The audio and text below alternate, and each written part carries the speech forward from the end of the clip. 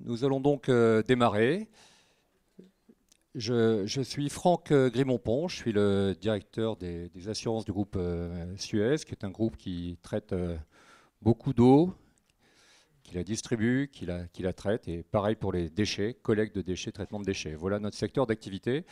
Et donc cette année, j'ai proposé au comité scientifique de l'AMRAE un thème pas forcément très drôle autour de la notion d'effondrement.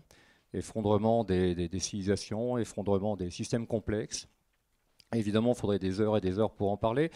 Nous allons parler de ça aujourd'hui avec deux amis qui ont accepté de se prêter à l'exercice. Donc, Corinne Vitrac, qui est directrice générale de AXA XL Matrix ou AXA Matrix, pilier d'AXA, et puis Arthur Keller, qui présentera, lui, son domaine de prédilection. Il est indépendant, auteur, scénariste, un spécialiste du sujet.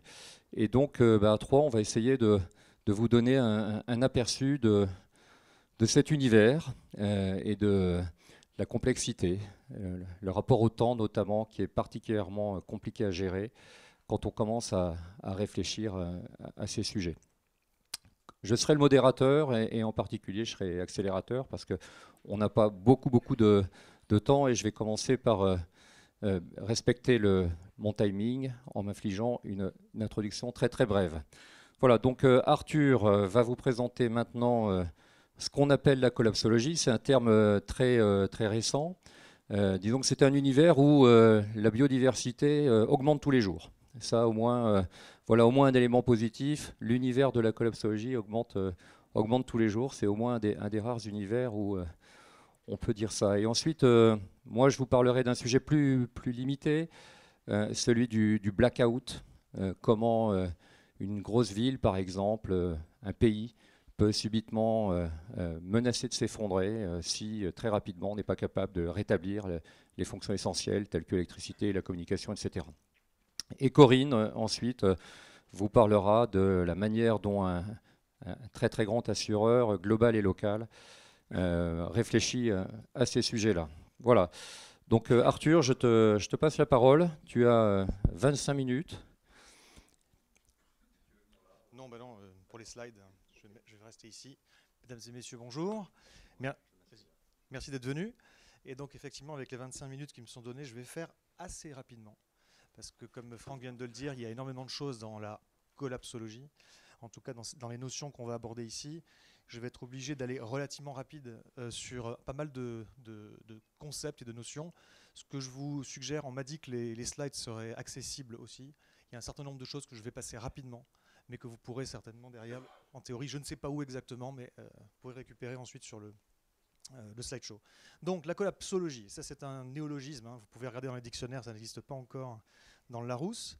Néanmoins, c'est un néologisme qui a été créé en 2015 par deux auteurs qui sont Pablo Servigne et Raphaël Stevens, qui sont des auteurs francophones, et qui ont publié un bouquin qui s'appelle Comment tout peut s'effondrer, un bouquin que je vous recommande à tous parce que c'est une excellente synthèse, une très bonne bibliographie des travaux scientifiques et techniques essentiellement, qui montrent qu'on est vraiment dans une vulnérabilité sociétale extrêmement importante aujourd'hui pour un certain nombre de notions, un certain nombre de raisons. Collapsologie, ça vient du latin collapsus, c'est, on va dire, l'étude de l'effondrement de manière générale. Et aujourd'hui, c'est quoi la collapsosphère, encore un néologisme? C'est quoi aujourd'hui l'état des lieux? Franck m'a demandé de faire un état des lieux de cette collapsologie. C'est-à-dire quels sont les acteurs, quelles sont les grandes idées, quels sont les grands fondamentaux aujourd'hui de ça.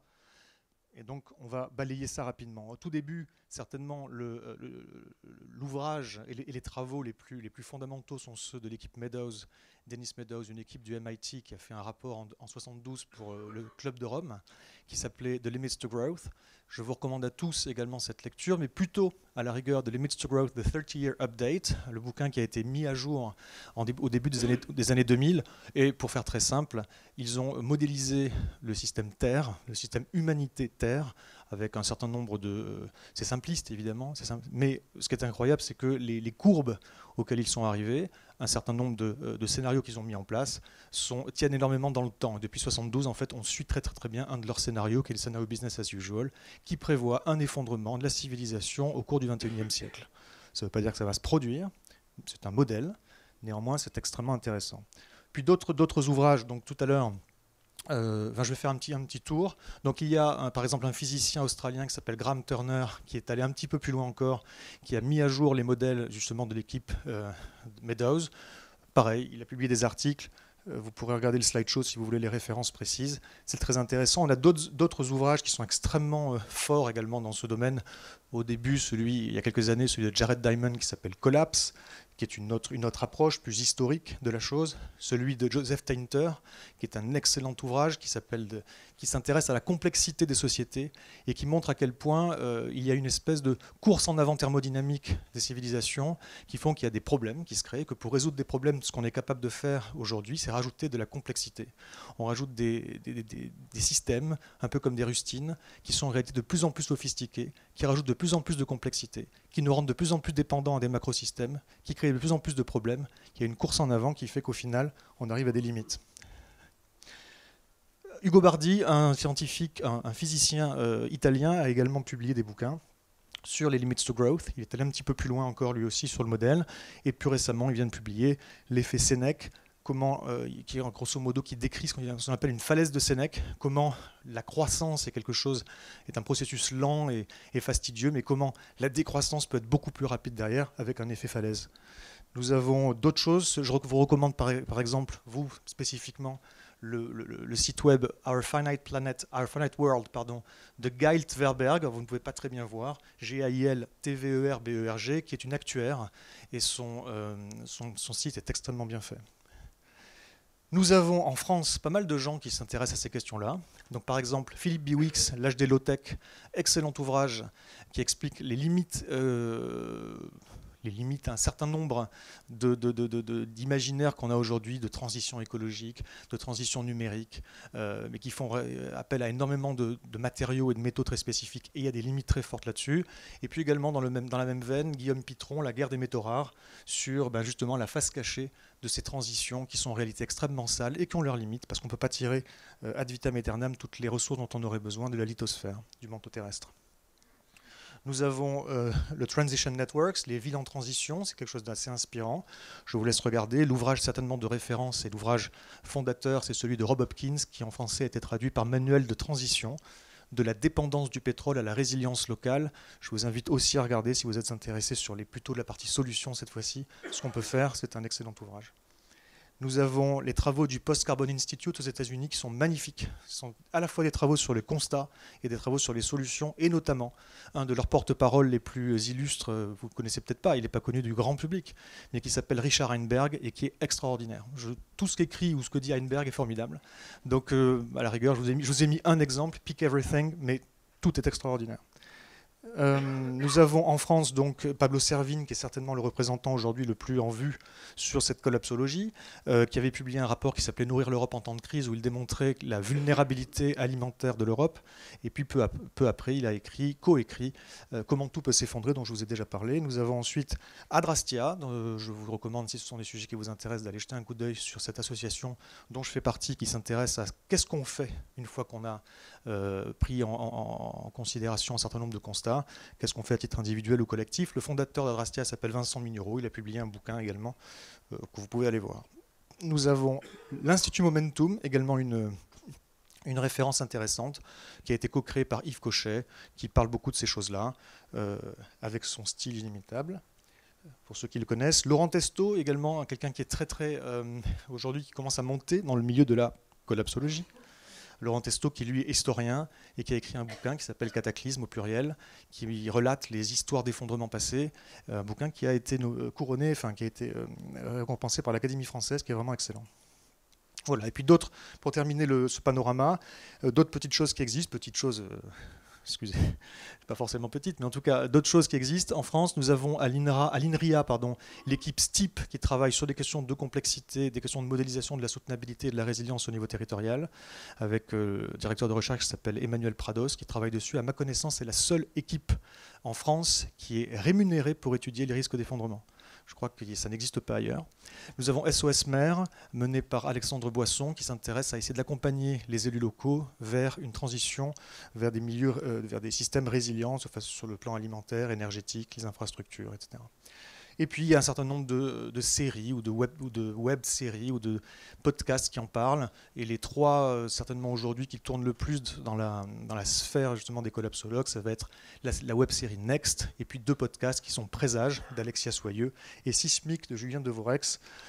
Je vous encourage d'aller jeter un petit coup d'œil. Je termine par moi, juste parce qu'il faut bien, en vous disant que voilà, il y a un certain nombre de choses également que j'ai écrites ou publiées. Plus récemment, vous pouvez le trouver relativement facilement dans Reporter. J'ai écrit un article qui s'appelle « La civilisation a atteint son seuil de contre-productivité ». Et j'ai publié un article qui est une analyse critique de l'économie circulaire qui explique pourquoi l'économie circulaire ne l'est pas.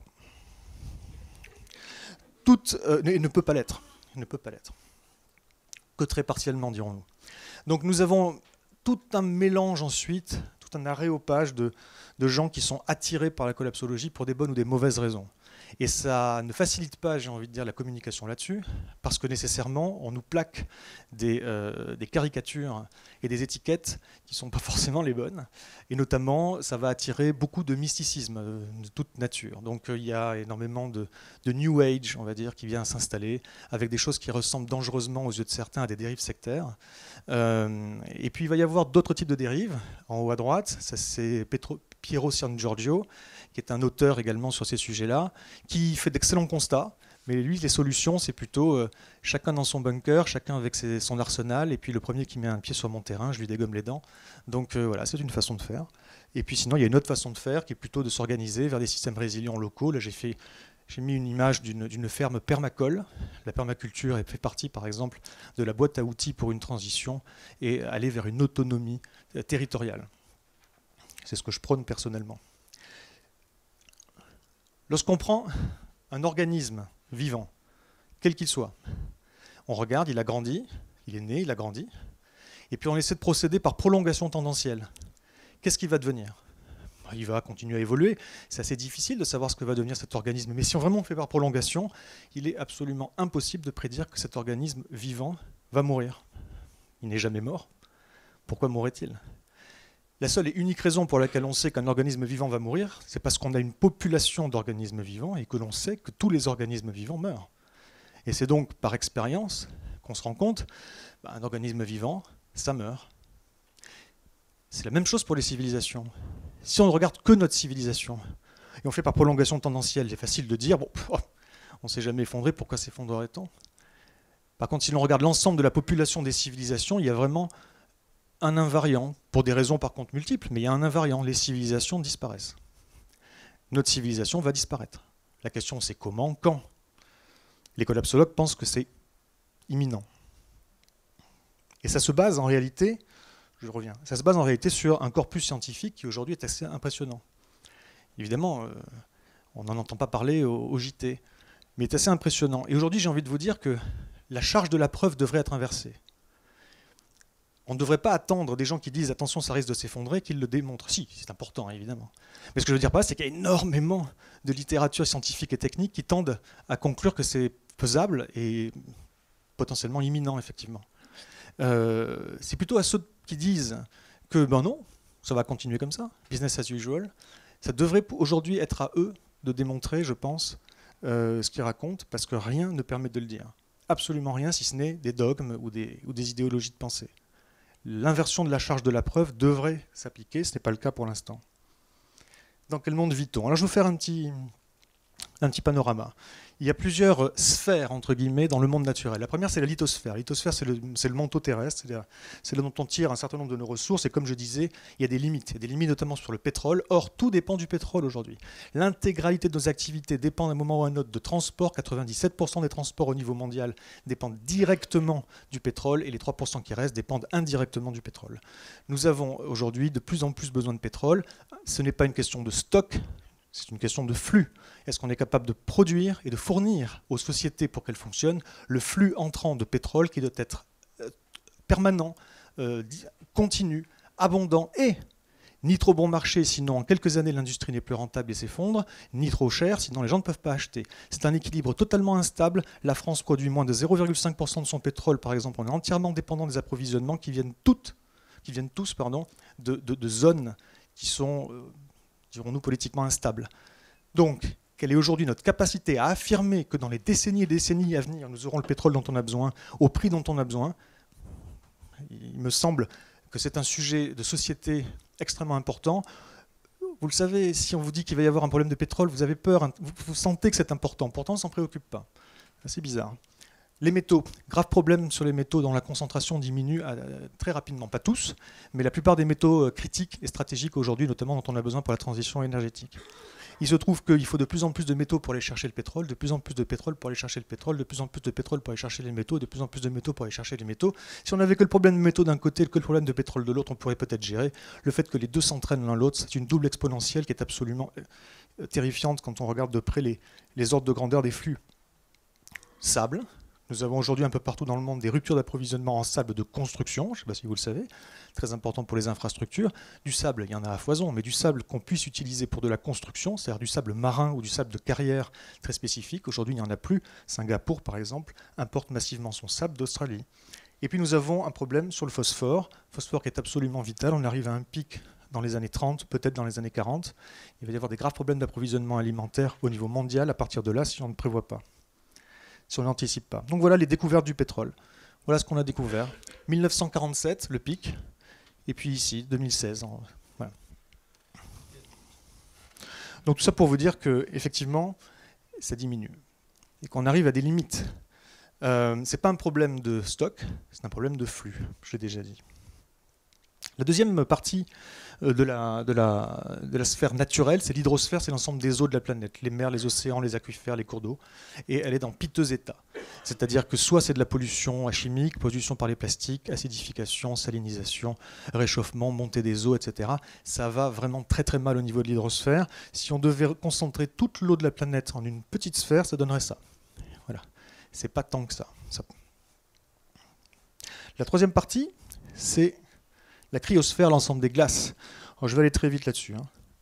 Ça fond. Voilà, ça fond. Pourquoi ça ne se lance pas? Je ne sais pas. Ça fond et ça fond. Ah, voilà. Désolé, c'est une petite animation qui ne veut pas partir. Ça fond très vite, beaucoup plus vite que les modèles ne l'avaient anticipé. La quatrième partie, c'est l'atmosphère. Vous savez que le climat va mal. Le climat, ce n'est pas que l'atmosphère, mais enfin, c'est une grande partie de l'atmosphère. On est en train de changer la composition chimique de ce qu'on respire. Si on devait mettre toute l'atmosphère dans une petite sphère, ça donnerait ça. Nous avons aujourd'hui complètement déréglé les cycles du carbone et de l'eau, notamment, et un grand nombre de cycles biogéochimiques qui font que les systèmes de support de vie du vaisseau spatial qui est notre planète sont aujourd'hui mis à mal. Voilà. Et donc, concentration en gaz à effet de serre au fil du temps. Ensuite, et la biosphère, l'ensemble du vivant terrestre. Là, c'est un effondrement qui est observé, qui est mesuré, qui est bien compris. Voilà aujourd'hui une représentation intéressante, je trouve, de la vie sur Terre. C'est en masse. Chaque petit carré qui est là, c'est 1 million de tonnes. Et ça, c'est l'humanité en masse. Ça, ici, c'est les bovins. Ça, c'est les cochons. Ça, c'est les chèvres. Ça, c'est les moutons. Ça, c'est les chevaux. Et les petits trucs verts, là, c'est la faune sauvage. Voilà ce qui reste. Nous avons exterminé en un siècle à peu près 94% de la faune sauvage. Nous avons un invertébré sur 5 qui est menacé d'extinction, 80% des espèces en Europe qui ont disparu en 30 ans, et nous avons 60% des vertébrés qui ont disparu en 44 ans. Les vertébrés, c'est les mammifères, les poissons, les oiseaux, les reptiles, les amphibiens. 60% de tout ça qui a disparu en 44 ans, c'est un effondrement. Il est en cours, c'est pas théorique, c'est observé. La pédosphère, c'est l'ensemble des sols de la planète. C'est ce qui nous permet de vivre. Aujourd'hui, il y a une érosion des sols pour différentes raisons. Le changement climatique intervient, mais c'est également le cas de l'artificialisation des sols et d'un certain nombre de pratiques agricoles, qui fait que voilà aujourd'hui la carte des sols. Plus c'est rouge, plus ça va mal. Il y a une dégradation des sols. L'ONU tire l'alarme sur ces questions-là. Voilà. Et puis là-dessus, sur cette sphère, sur ces différentes sphères naturelles, on a construit un monde humain, dont on a l'impression, c'est facile de se dire ça quand on vit dans une ville surtout, dans un décor en fait, qu'on est tout à fait indépendant du monde naturel, mais c'est pas vrai. On en dépend intégralement. Ça s'appelle la technosphère d'abord. La technosphère, c'est tout ce qu'on construit. Les bâtiments, les objets. Bon, voilà par exemple une des dimensions de la technosphère, c'est ce qu'on voit depuis l'espace la nuit. Ben voilà, tous ces réseaux qui s'allument, les villes, tout ça c'est la technosphère. Elle est en explosion cette technosphère. Et puis enfin, et la dernière partie, c'est l'anthroposphère, l'ensemble des activités humaines. Toutes les sociétés humaines, ça fait partie de l'anthroposphère. Est-ce qu'on va être capable d'avoir une anthroposphère qui subsiste, qui dure alors que le reste est en effondrement? Je vous pose la question. Moi, ça ne me paraît pas gagné. Et puis, est-ce qu'on est trop nombreux? C'est une autre question qui vaudrait du coup 1h30 à elle toute seule et qui est très tabou. Et c'est une question. Aujourd'hui, le problème, il est là, si je devais tout synthétiser. La courbe en rouge, celle qui était en bas jusqu'au début des années 70, mais qui est en haut, au-dessus, c'est l'empreinte écologique, c'est-à-dire l'impact que l'on a sur la planète. La courbe verte, c'est la biocapacité, c'est-à-dire ce qui est capable d'encaisser la planète. Aujourd'hui, on est ce qu'on appelle en déficit écologique, ou en dépassement écologique, c'est-à-dire que nous consommons, entre guillemets, on dit ça, plus d'une planète, environ une planète et demie aujourd'hui. Donc tant qu'on vivra à crédit écologique, ce qu'on fera, très concrètement, c'est qu'on détruit l'avenir de nos enfants, tout simplement. Et voilà ce qui se passe en dynamique des systèmes. Aujourd'hui, tant que l'on est en dessous, tant que l'empreinte écologique est en dessous de la capacité de charge de la planète, ça va.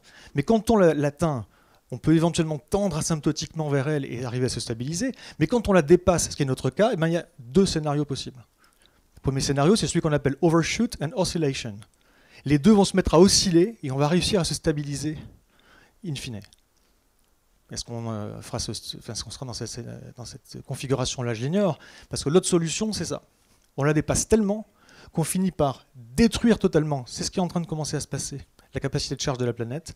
Et derrière, l'autre courbe suit, c'est un effondrement. Et aujourd'hui, voilà, on est en plus de ça entièrement dépendant de flux permanents. Ça, c'est les bateaux en permanence. Ça, c'est les avions.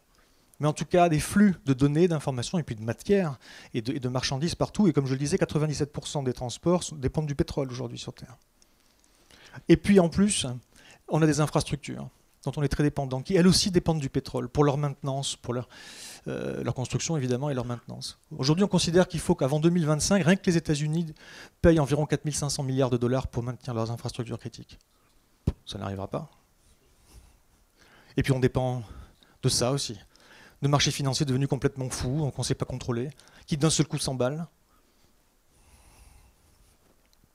Alors est-ce qu'on veut vraiment du toujours plus? Est-ce qu'on va vraiment aller vers ça? Vers ces imaginaires-là qu'on nous propose, avec des villes extraordinaires, des super transitions géniales? C'est magnifique. Hein? Est-ce qu'on va aller vers ça? Est-ce qu'on va aller vers des mobility as a service, avec des voitures autonomes et électriques absolument partout? Sachant que, d'après le patron d'Intel, un véhicule autonome, aujourd'hui, c'est 4 téraoctets de données par jour. On nous dit qu'il va y en avoir des centaines de millions d'ici quelques années. Alors moi, je vous dis un truc. Si on en avait 10 millions sur Terre de véhicules autonomes, avec ces flux de données-là, 10 millions de véhicules autonomes, la quantité de données est égale à environ 100 fois l'ensemble des données échangées sur Internet, aujourd'hui. Ça n'arrivera pas. Je vous le dis, ça n'arrivera pas. Même avec un ordinateur quantique, même avec la 5G, ça n'arrivera pas.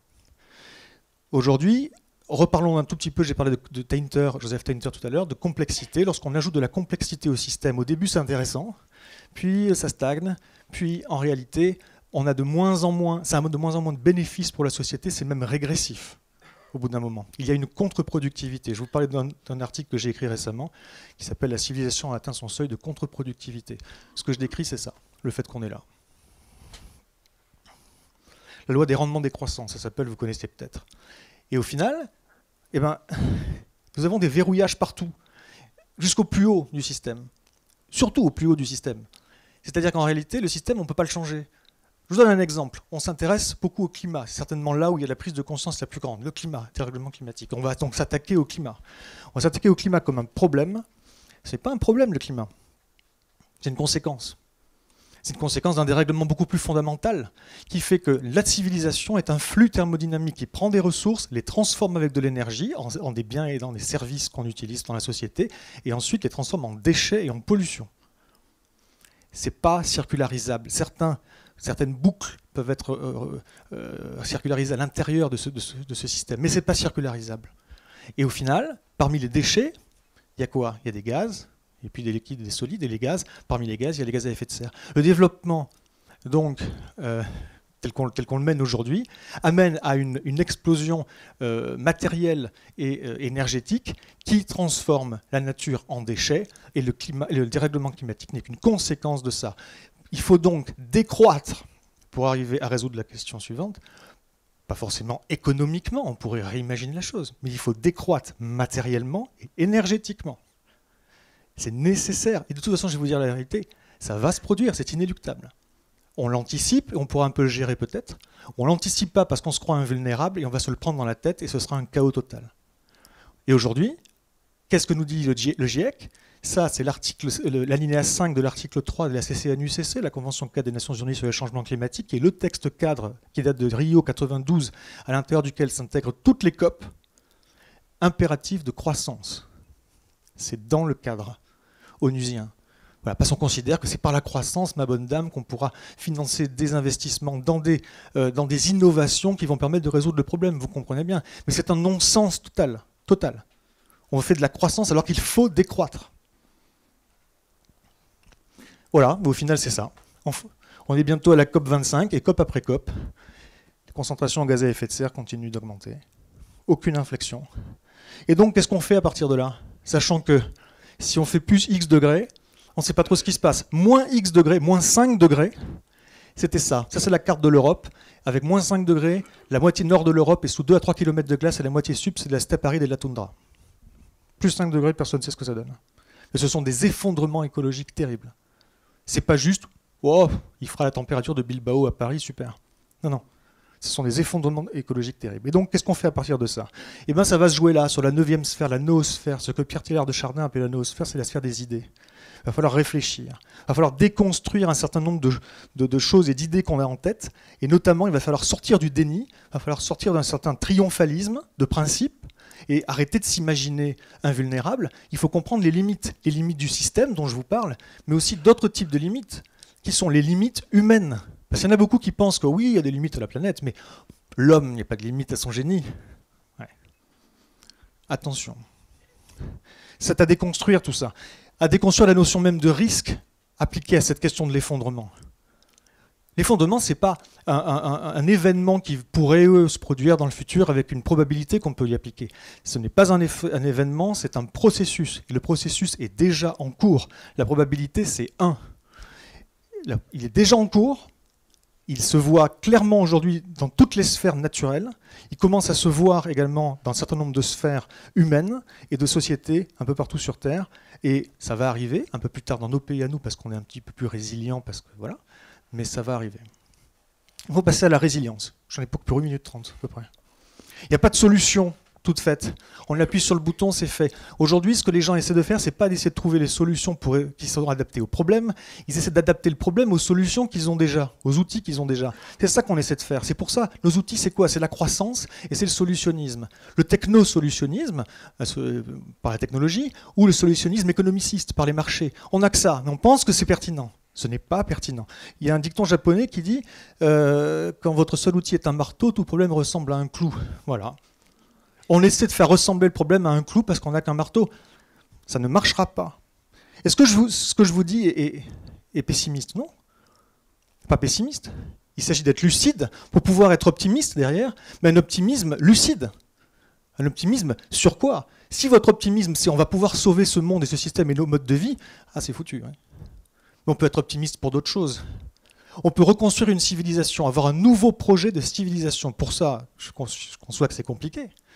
Mais pour ça, chacun de nous doit s'en emparer. Parce que ça ne viendra pas d'en haut. Rappelez-vous les verrouillages à l'ONU. Ça ne viendra pas d'en haut. Ça viendra du bas et seulement du bas. Donc une résilience doit s'opérer et se mettre en place au niveau territorial. C'est à nous tous de jouer en tant que citoyens, également en tant qu'entrepreneurs ou en tant qu'employés, à l'intérieur de nos structures, de faire réfléchir, de prendre tout ça en compte, intégrer les contraintes pour provoquer la création et l'émergence de nouvelles pratiques, de nouvelles façons de vivre. il faut créer de nouveaux récits également, se raconter des nouveaux récits, avoir des contre-récits au récit dominant qui est le récit du no limit qui va nous amener dans le mur, qui est en train de le faire et qui nous empêche d'anticiper les problèmes. Une fois de plus on se croit vulnérable, plus on se croit invulnérable, plus on est vulnérable. Et donc pour finir, voilà, il est question aujourd'hui de provoquer une prise de conscience, extrêmement important, et une réaction. Et il est aujourd'hui question d'avoir des systèmes qui sont non plus destructeurs, ou même neutres, mais régénératifs. Si vous ne régénérez pas la nature, si vous ne participez pas à ça, vous êtes du mauvais côté. Enfin, dans votre intérêt même, il est question de donner à vos employés du grain à moudre, des choses qui vont faire sens. Parce qu'aujourd'hui, il y a un brown-out, une perte de sens chez les gens, et ils vont partir. Si dans vos entreprises, ils ne trouvent pas quelque chose qui fait sens à leurs yeux, il y a un manifeste étudiant qui est sorti récemment, où les étudiants disent clairement on ne veut pas travailler pour des entreprises qui n'ont pas intégré. Bon, eux, ils parlent essentiellement du climat, parce qu'ils n'ont pas encore la vision système que moi je vous donne. Mais voilà. Et donc pour finir, l'heure est venue pour chacun de vous et de nous de se décider où sont ses priorités. Je ne sais pas si vous arrivez à lire.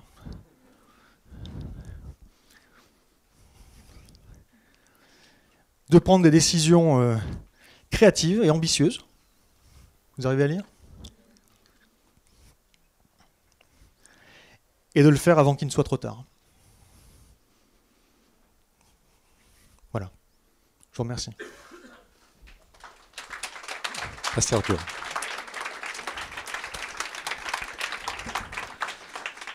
Bon, on vous avait prévenu, hein, c'est pas forcément idéal pour un petit déjeuner. Là, il est 11 heures. Bon, c'est un sujet qui est compliqué parce qu'évidemment, ça touche au mode de vie. Les positions ont tendance à se radicaliser, évidemment. Et en fait, moi, je vais vous parler d'un sujet normalement plus consensuel, qui est probablement peut-être une des niches de la collapsologie. Je voulais vous parler de probablement un des sujets les plus complexes en risk management, qui est la gestion de risques d'infrastructures et d'ensemble d'infrastructures toutes interconnectées. Nos sociétés vivent aujourd'hui extrêmement dépendantes dans des villes d'ensemble d'infrastructures. Et c'est ça dont je veux vous parler. Alors, qu'est-ce qui peut créer des très gros chocs aujourd'hui à une société, une civilisation, une très grande ville? Évidemment, une pandémie. Vous le savez déjà, tous les réassureurs, tous les assureurs ont ça dans leur modèle. La pandémie, c'est en fréquence et en intensité probablement l'événement susceptible de générer les perturbations les plus graves. Quand les humains ne peuvent plus interagir, ne peuvent plus se déplacer, ne peuvent plus se rencontrer, très rapidement la vie est insupportable. Et en particulier, le fonctionnement des infrastructures, l'électricité, l'eau, etc., qui permettent à ces villes de fonctionner, devient impossible, puisque précisément les humains qui font tourner ces trucs-là ne pourront plus les faire tourner. Donc la pandémie, c'est vraiment un choc majeur, et c'est un risque, un des premiers risques qu'on peut citer. Tout le monde en est plus ou moins conscient. J'ai voulu profiter de cet atelier pour vous parler d'un sujet qui est en général pas très connu. Je ne sais pas qui dans la salle, levez la main s'il vous plaît, ceux qui ont déjà entendu parler de ça, le Carrington Event. Bon, en gros, il y a quoi? Il y a une dizaine de mains, quoi. Alors le Carrington Event, très franchement, c'est un événement dont personnellement j'ignorais totalement l'existence. Carrington, c'est un astronome. Et en 1859, il était en train d'observer les taches à la surface du Soleil et il a remarqué une activité extraordinairement importante. Et il se trouve que quelques minutes après, il y a des gens qui opéraient des systèmes de télégraphie aux États-Unis qui ont été électrocutés. Des systèmes avec des câbles qui ont commencé à s'enflammer. En fait, ce jour-là, s'est produit une éruption solaire d'une très très grande magnitude et qui, sur les systèmes électriques, a provoqué des dégâts très importants. À l'époque, les installations n'étaient pas très importantes, pas aussi développées qu'aujourd'hui, mais déjà, les dégâts ont été importants et ont été mesurés pour la première fois depuis l'existence de l'homme sur Terre. Eh bien, il est estimé qu'une éruption solaire de type Carrington a une espérance de survenance d'environ une fois par siècle. Peut-être un peu plus, peut-être un peu moins. C'est la magnitude. Ce n'est pas une fois tous les millions d'années, c'est une fois par siècle. Et alors évidemment, les assureurs et les réassureurs se sont demandé mais qu'est-ce qui se passerait si ça survenait aujourd'hui? dans un monde où nous vivons, où il y a des satellites dont on dépend, où il y a des grands câbles électriques, etc. etc. Donc, ils ont fait tourner leurs modèles, etc. Et que ce soit les AIG, les Munich Re, les Swiss Re, les AXA, etc., tous ont sorti des chiffres. Vous voyez qu'on parle sur un cas Carrington de 163 milliards de dollars de dégâts, essentiellement des transfos, des câbles ruinés. Et le problème, ce n'est pas tant le coût de tout ça, c'est le temps qu'il faut pour le réparer. On estime que quelques milliers de transfos, ça prend 2 ans. Vous imaginez les perturbations que ça peut générer à l'intérieur d'une ville, d'un État, d'un département, quand de telles installations électriques, dont tout dépend, disparaissent. Alors, un autre sujet qui peut également mettre à plat une société, c'est évidemment le risque cyber. Alors, à l'AMRAE, on en parle depuis une bonne dizaine d'années. Tout le monde est au courant que le risque cyber est épouvantable. On vous cite évidemment Petya, notre Petya, et à chaque fois, tout le monde est effondré, vous vous rendez compte, tous les PC sont foutus, c'est horrible, etc. Mais ce n'est pas le pire. Le pire, c'est que précisément, tout en dépend. Aujourd'hui, tous les systèmes de production, quels qu'ils soient, dépendent de l'électricité qui elle-même dépend de l'informatique. A eu lieu il y a 15 jours à Lille le premier congrès de la cybersécurité, le FIC. Il y avait 10 000 personnes, vous voyez, à peu près 5 fois l'AMRAE. Et parmi les intervenants, c'était pas beaucoup plus joyeux que hier à la table ronde. Henri Verdier, je vous recommande ses écritures, ses écrits. Henri Verdier, notre ambassadeur français pour le numérique, c'est un type brillantissime. Il a dit ça en conclusion. Nous construisons nos sociétés sur une fragilité étonnamment grande, qu'il s'agisse des hôpitaux, des réseaux de transport, des banques, de l'information. Voilà. Donc aujourd'hui, on commence à être vraiment conscient qu'on a construit de véritables châteaux de cartes. Et donc, il faut être conscient de tout ça. Et c'est de ça dont je voudrais vous parler. Alors, le cyber-risque, en fait, c'est le scénario d'un roman qui s'appelle Blackout, que je vous recommande. Alors, on veut vous faire lire beaucoup de choses. Donc n'écoutez pas tout ce que vous a dit Arthur, hein. Lisez Blackout. C'est une bonne mise en jambe. Donc lisez Blackout. J'ai eu la chance de discuter hier avec le patron d'AXA, et on a parlé de ce bouquin. Il l'a lu. Alors il faut dire que c'est un bouquin écrit par un Allemand, alors ça va peut-être intéresser un peu plus, mais disons qu'il l'a lu, et il m'a dit, mais je pense qu'en effet, ce risque est gravement sous-estimé. Voilà, donc déjà Ravage de Barjavel est déjà un bouquin très très bien, plus romantique bien sûr, mais Blackout, c'est un prix, enfin ça a été jugé meilleur roman scientifique. Donc lisez-le, ça se lit vraiment très très bien, c'est très sympa, très haletant, et en même temps c'est très rigoureux. Donc pour prendre conscience de ce dont j'essaye de vous parler maintenant, offrez, lisez ça, et vous comprendrez que tout ça n'est pas très simple. La photo, c'est une photo réelle. C'est la ville de New York en 1971 pendant un blackout. Et voilà. Alors évidemment, les chercheurs essayent de travailler là-dessus. Tous les ingénieurs, les risk managers, etc. se disent bon, ben voilà, risque, prévention, protection, machin, arbre des causes. Voilà. Et donc, vous trouvez sur Internet toute une littérature de cet ordre. On vous montre des interactions entre des réseaux de réseaux. On vous montre les dépendances entre les réseaux. Ça, c'est la carte de la Pologne, par exemple, sur la droite. En gros, ce qu'on peut retenir de tout ça, c'est que finalement, ce qui est important pour gagner un peu de résilience, c'est d'avoir des batteries, d'avoir des groupes électrogènes au plus d'endroits possible.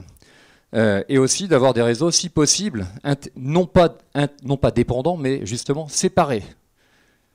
En fait, il faut essayer de créer de l'indépendance entre les réseaux. Or, on fait tout le contraire. On fait tout le contraire. Alors, cette grille-là, elle essaye de montrer qu'il y a une hiérarchie, en fait, dans tous ces services, dans toutes ces infrastructures. Vous ne serez pas surpris de découvrir que l'électricité, c'est le pire du pire. En fait, tous les autres services dépendent de l'électricité. Quand vous n'avez pas d'électricité, en gros, il n'y a rien qui tourne. Je vous laisse imaginer ce qui se passerait ici si d'un seul coup l'électricité était coupée, dans une tour, quand il n'y a plus d'électricité, etc. Voilà, donc plus d'électricité, c'est simple, tout s'arrête. Mais très rapidement après, évidemment, aujourd'hui, tous les systèmes d'information, tous les systèmes de communication, évidemment, arrivent juste après comme absolument nécessaires au fonctionnement. Ce n'était pas forcément le cas avant. C'est-à-dire qu'il y a une génération, il y avait déjà l'électricité, mais en réalité, tout continuait à fonctionner quand même sans électricité. Tout n'était pas aussi intriqué qu'aujourd'hui avec les systèmes, que ça l'est avec les systèmes d'information. Ce dont je vais vous parler maintenant, c'est des informations que j'ai trouvées dans une revue, dont j'ai vérifié qu'elle était très fréquentable. Ce n'est pas une blague, c'est la revue militaire suisse. Alors c'est vrai que les Suisses sont plus célèbres pour leur neutralité que pour leur armée.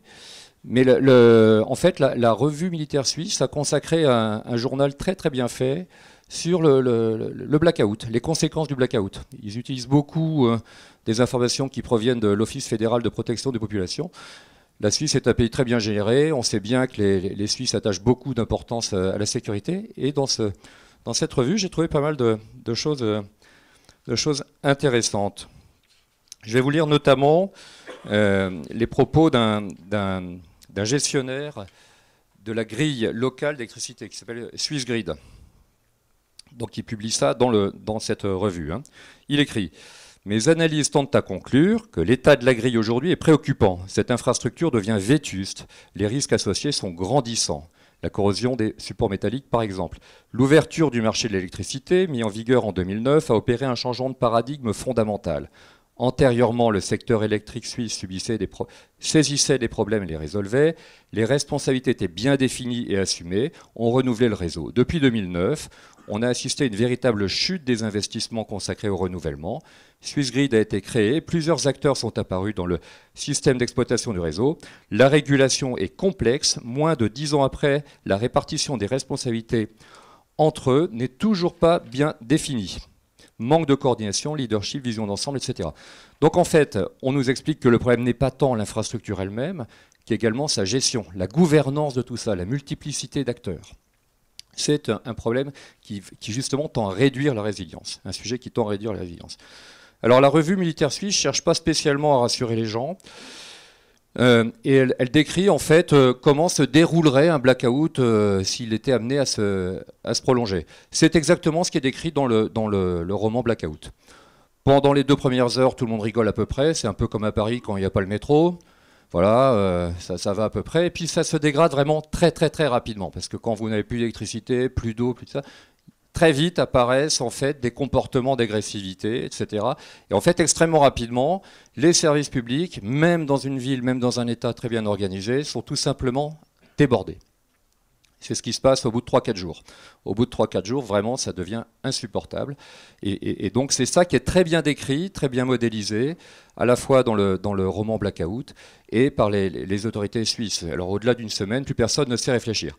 C'est ce qui apparaît, en fait, aussi sur ce graphique, qui montre que quand une crise survient, les services arrivent à rétablir rapidement le fonctionnement du système, et pof, finalement ça revient, on passe par une petite situation critique, mais ça redémarre. Et puis quand c'est plus grave, on descend plus profond, les services sont tout simplement désorganisés, mais ça redémarre. Et en fait, ce que publie la revue militaire suisse, ce que publie l'Office fédéral des populations, c'est que quand vraiment on arrive à un niveau de désorganisation absolument complet, eh bien ça ne redémarre jamais. En fait, les populations sont épuisées, elles se sont fait la guerre, elles n'ont pas de bouffe, etc. Elles sont malades. C'est vraiment la débandade absolue. C'est ça qui est modélisé en Suisse. Et pas qu'en Suisse d'ailleurs. Alors, elles ont fait des études pour voir comment ce risque était compris par les autorités. Alors, vous voyez, sur ce graphique, on voit qu'en 2004, il y a 15 ans, en Suisse, les autorités qui font des analyses de risque, qui les publient, considéraient que le risque de blackout était de 24 heures à l'échelon d'un canton. Et ils pensaient que ce risque avait une chance sur les 5000 ans de survenir. C'était la vision en Suisse il y a 15 ans. Aujourd'hui, donc 15 ans après, le canton de Genève estime que le risque de blackout d'abord concernerait toute l'Europe, donc pas uniquement Genève, toute l'Europe, durerait 3 jours. Donc en gros, on s'en remet, vous vous souvenez de la courbe. Mais ils estiment cette occurrence à 1%. Et c'est leur premier risque. Le canton de Genève considère que son premier risque, c'est un risque de blackout. Alors, il n'y a pas que les Suisses qui s'y intéressent. on va passer par-dessus la France. Et les Anglais aussi ont commencé à réfléchir à tout ça. On l'a vu en collapsologie, les Anglo-Saxons ont quand même pas mal d'études d'avance. Et bien, les Anglais, les Américains aussi, ont produit ce document, Black Sky, qui est le résultat en fait de workshops qu'ils ont organisés en début 2017, extrêmement intéressant. Sans surprise, on vous explique que l'interconnexion a pour contrepartie un excès d'interdépendance. On vous confirme qu'en effet, il y a une disproportion invraisemblable entre le niveau de dépendance qu'on a à ces ouvrages et les moyens d'entretien qu'on y met. On constate qu'en réalité, tout ça a été fait pour être pas cher, pas pour être résilient. C'est la réalité. Si vous voulez voir des trucs intéressants, je vous invite à regarder les publications sur Internet, les films même. Alors là, c'est Armageddon. C'est américain. Bon, vous regardez ça, c'est... Mais non, en plus, c'est sérieux, mais c'est américain, quoi. Donc, c'est un peu too much. Et alors, on vous dit, UK is 4 miles away from anarchy. Et en plus, c'est de la bouffe anglaise. Je vais s'imaginer.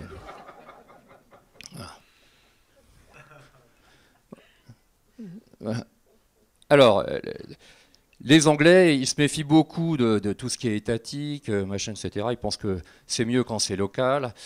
Et ils disent en fait le bon niveau pour gérer ça, finalement, c'est la ville. C'est la ville. Et donc, on commence à voir apparaître ce concept, les resilient cities. L'AMRAE a des concurrents. Voilà, vous avez maintenant les 100 Resilient Cities. C'est un groupe qui a été financé par la Rockefeller Foundation. Bon, en gros, c'est du soft power américain, mais je vous invite à regarder leur site, c'est bien fait aussi. On vous explique quand même que tout ça est très très précaire, que ces villes ont été construites en général il y a très longtemps, sur des infrastructures qu'on ne peut pas changer, et que pour que tout ça tienne, il faut quand même y mettre du sien. Donc on vous donne toutes les bonnes idées, toutes les bonnes pratiques à mettre en œuvre, tout ce qu'il faudrait faire pour que la vie dans ces villes soit possible. Voilà, donc on parle de Smart City tout à longueur de page, etc., etc. En fait, ce qui revient souvent, c'est qu'il faut de la redondance. On ne peut pas créer des systèmes qui n'ont pas de système de sécurité. Il faut accepter l'idée qu'on crée de la redondance. Tout ça, ça a un coût, ce n'est pas forcément utile immédiatement, mais il faut de la redondance, et surtout, il faut de la flexibilité. Et évidemment, c'est très difficile la flexibilité, parce que ça suppose précisément de ne pas respecter stupidement des procédures. Il faut des gens qui ont à la fois la capacité de travailler ensemble, qui ont la capacité de prendre des décisions. C'est probablement quelque chose d'extrêmement compliqué à organiser dans la gouvernance d'une ville. Voilà. Alors avant de passer la parole à Corinne, qui doit commencer à s'inquiéter pour son temps de parole, je voulais attirer votre attention sur un sujet qui personnellement m'intéresse beaucoup, qui est celui du vieillissement des infrastructures. Alors je ne vais pas parler de celles de SNCF, de EDF, je pense que celles-là sont en pleine forme. Je vais vous parler simplement des tuyaux d'eau. Ça, c'est un sujet dont je peux parler. Alors aux États-Unis, il y a Deloitte qui a fait une étude précisément consacrée à ça, qui dit les tuyaux ils sont sous terre, et en fait, comme on ne les voit pas, tout le monde s'en fout. Mais tout ça vieillit très très vite. Et donc on vous parle de milliards, de centaines de milliards qu'il faudrait consacrer à la rénovation de ces réseaux. Et évidemment, c'est très compliqué pour un élu de le faire, parce qu'en réalité, comme on le voit là aussi à longueur d'images sur Internet, infrastructure is not sexy. Et franchement, routine maintenance is not sexy at all. Donc les élus n'aiment pas ça, quoi. Ils préfèrent créer des musées, ouvrir des centres artistiques, etc. Mais dépenser des milliards dans de l'infrastructure qui ne se voit pas ou dans de la maintenance, c'est un sujet qui en général n'intéresse pas vraiment leurs contribuables.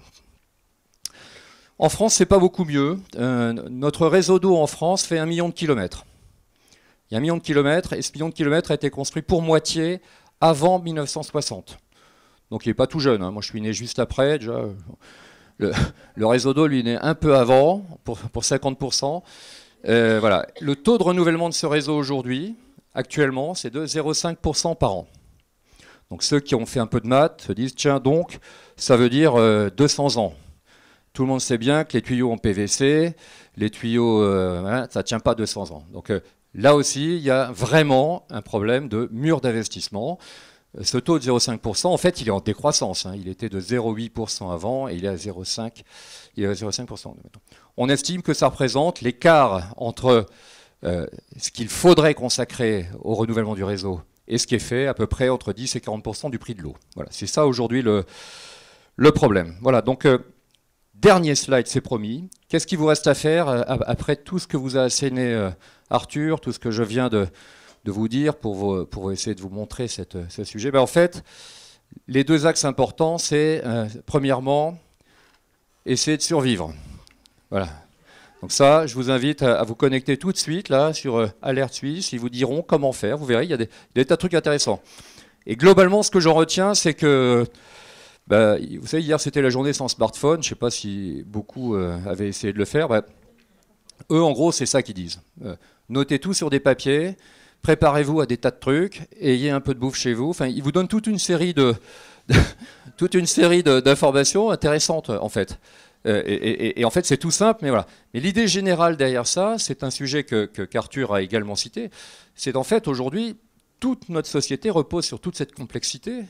Et en réalité, pour survivre, pour pouvoir fonctionner en absence d'énergie, en absence d'information, il faut connaître, il faut savoir se débrouiller, quoi. Et tout ça, c'est globalement le concept de low-tech. Et c'est un mot qui revient de plus en plus souvent dans les communications, low-tech, low-tech. Voilà. Donc, cassez votre smartphone tout de suite et retournez au crayon papier.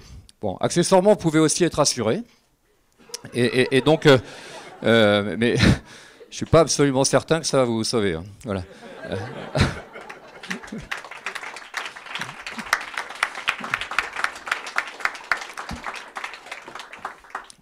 Alors, Corinne, vous êtes décroissante, non ?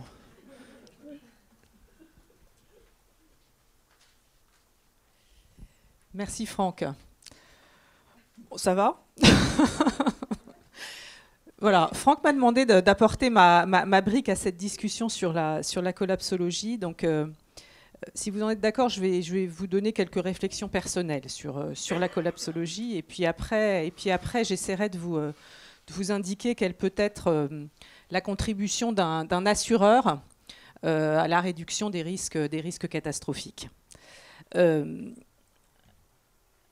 Ça marche. Donc, première chose que je voudrais dire, c'est que la collapsologie, elle fait sourire aujourd'hui. Et elle fait sourire parce qu'en fait, les scénarios qui sont avancés, ils sont bien souvent considérés comme très illusoires, excessifs.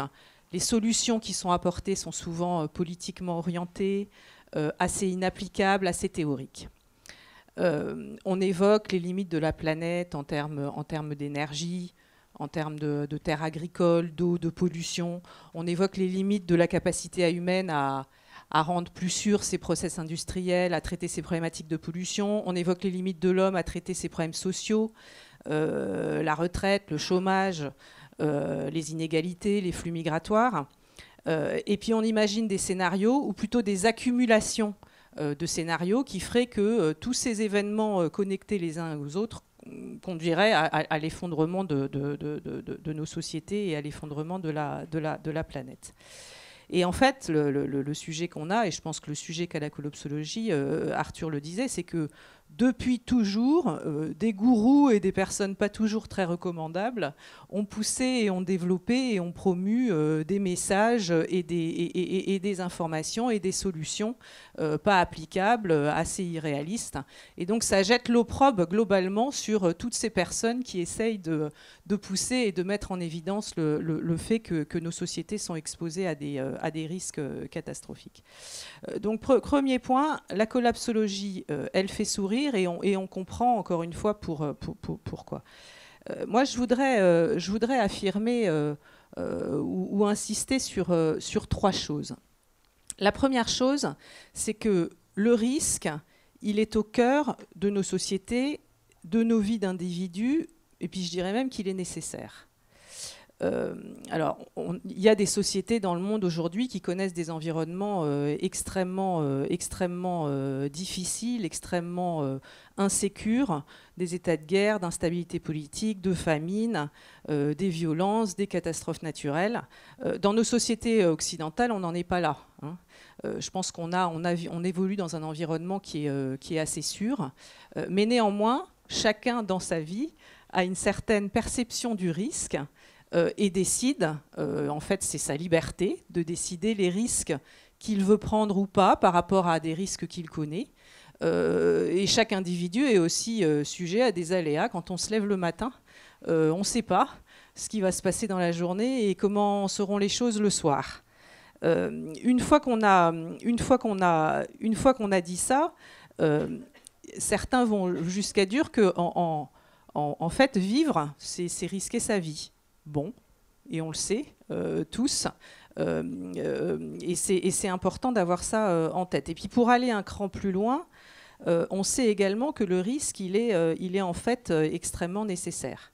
Une prudence excessive, c'est du conservatisme, parce qu'on refuse tout changement à un existant, on n'innove pas et on ne crée rien. J'ai 2 exemples pas si anciens que ça pour le deuxième, mais sous l'Empire romain, les premiers architectes qui ont construit des immeubles, ils étaient décriés par la société, parce que ça s'écroulait, donc petit à petit, la technologie a avancé. On n'a pas interdit la construction d'immeubles, on a régulé, on a dit 20 mètres maximum, 7 étages.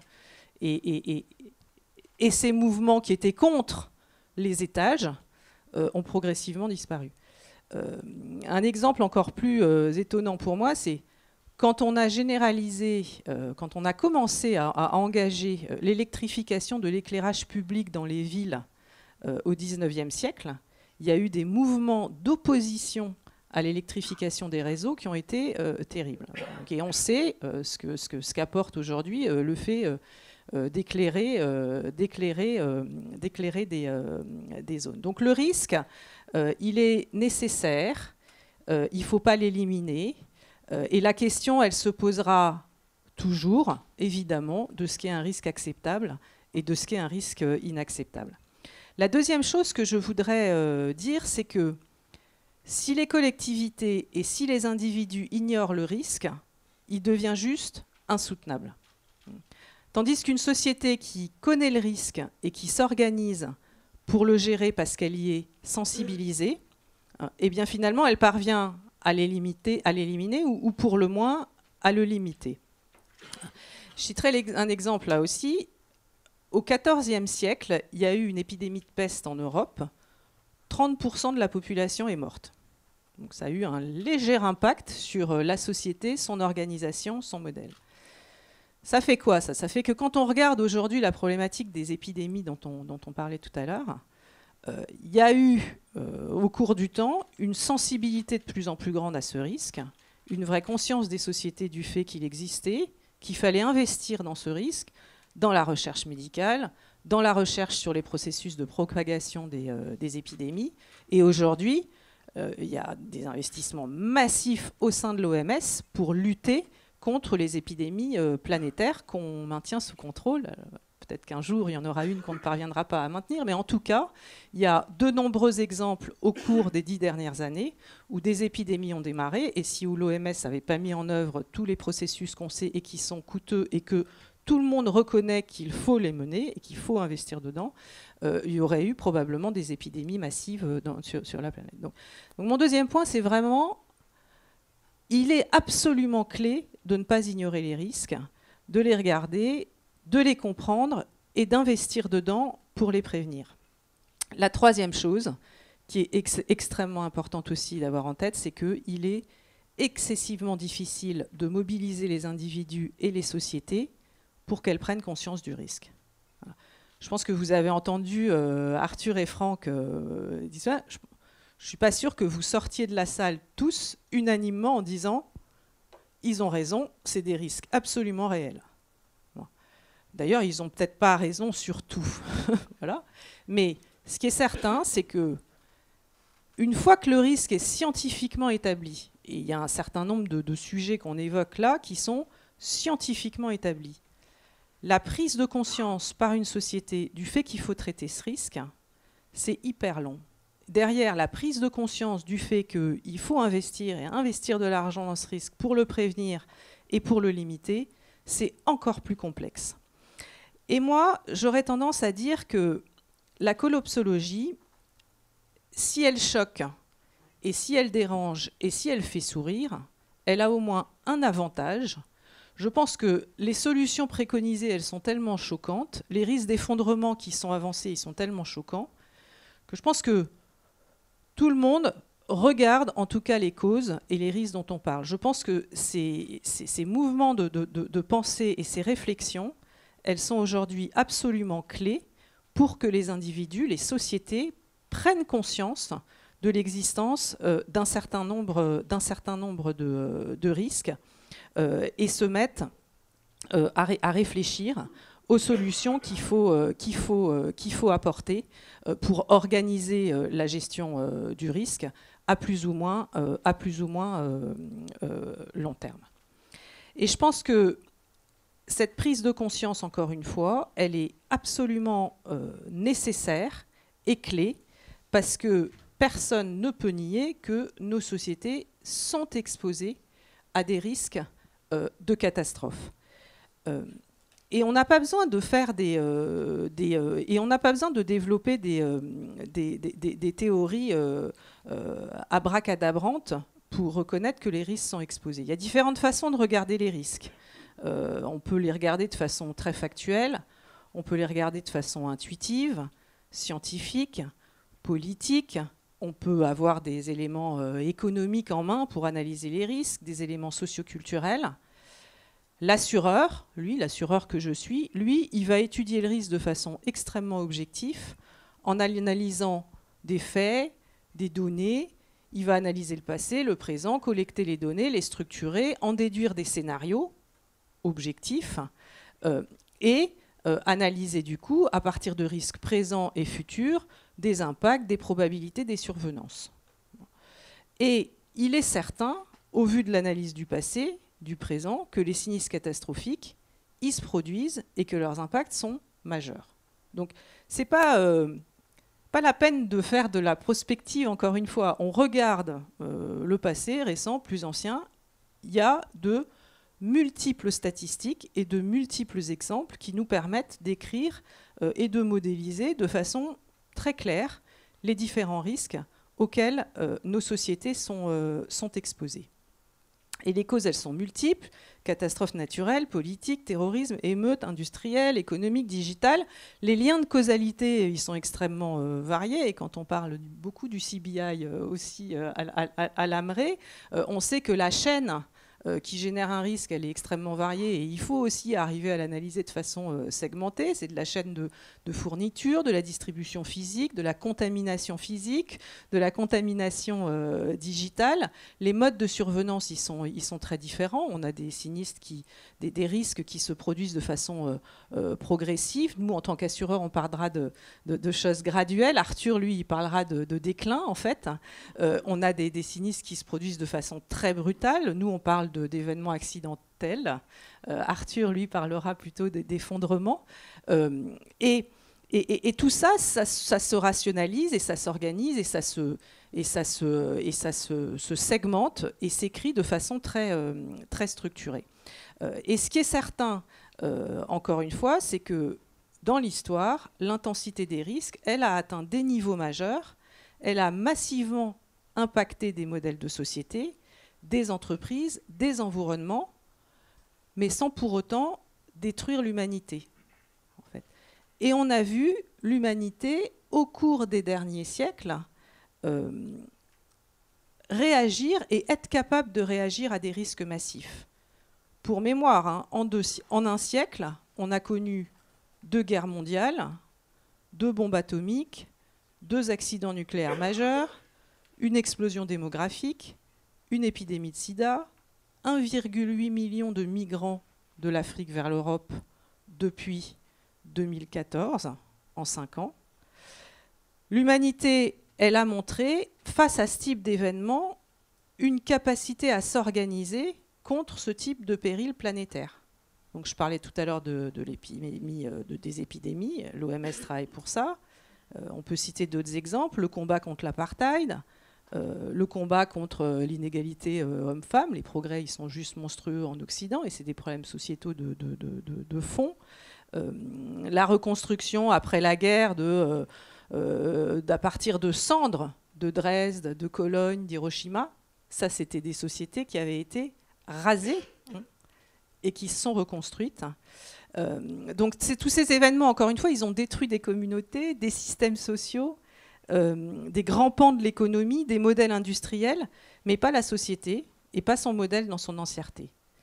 Et une autre chose que je voudrais dire aussi qui est importante, c'est que parmi tous ces risques, je ne sais pas si aujourd'hui notre vie est plus risquée qu'au Moyen-Âge ou qu'au début du 19e siècle. Je ne sais pas.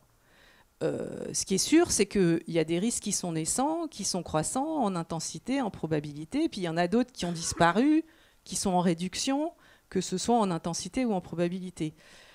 Moi, quand je suis née au monde de l'assurance, il y a quelques années maintenant, d'ailleurs je vois dans la salle plusieurs personnes qui sont nées en même temps que moi au monde de l'assurance, il y avait, j'en rappelle, quand je suis rentrée à la Doge à l'époque, en 1994, il y avait des milliers de personnes qui mouraient de l'exposition à l'amiante. Les industries en Occident qui généraient impunément des pollutions graduelles massives.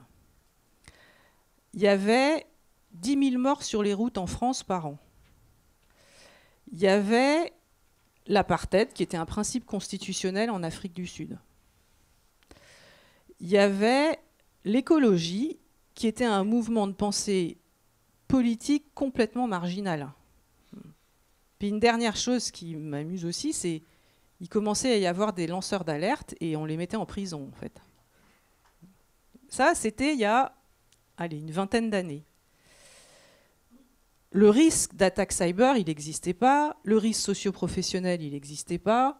Le risque de CBI avec ses interdépendances économiques, internationales, etc., ils étaient inexistants. Aujourd'hui, la pollution graduelle d'une industrie, en tout cas en Occident, elle est sanctionnée pénalement. L'utilisation de l'amiante, c'est interdit, mais surtout, l'ensemble des constructions occidentales ont été désamiantées, avec des chantiers et des investissements massifs de désamiantage qui ont pu être menés une fois que ce risque a été connu, que les sociétés en ont eu conscience et qu'il y a eu cette prise de conscience sociale qui a dit bah ouais, il faut investir en fait et il faut payer et ça a été une progression qui a été importante, qui a juste débarrassé notre société de cette matière et du risque qui y était associé. Alors je continue. Aujourd'hui, il y a moins de 4000 morts sur les routes en France chaque année. Voilà, c'est trop, mais c'est juste 6000 de moins qu'il y a 20 ans. L'apartheid a été aboli en Afrique du Sud. L'écologie est au programme de tous les partis politiques. En fait, c'est plus un mouvement politique, c'est juste une évidence qu'il faut des programmes écologiques. Et puis les lanceurs d'alerte, pour finir, ils sont protégés par la loi. En tout cas, dans tous les pays européens et par la législation européenne. On considère que avoir des individus qui dénoncent des risques sociétaux ou industriels, c'est absolument clé, même si parfois c'est faux. Souvent, c'est vrai. Et ces personnes-là, elles permettent de faire évoluer les législations. Donc, suivant les moments de l'histoire, en fait, les risques, leur probabilité, leur intensité varient. Et on peut être extrêmement factuel et scientifique dans l'analyse qu'on a des risques. On peut être très factuel et scientifique dans l'analyse des impacts qu'on peut prendre pour gérer ces risques. Et j'y viens, c'est ce que l'assureur essaye de faire. C'est le cœur de notre métier.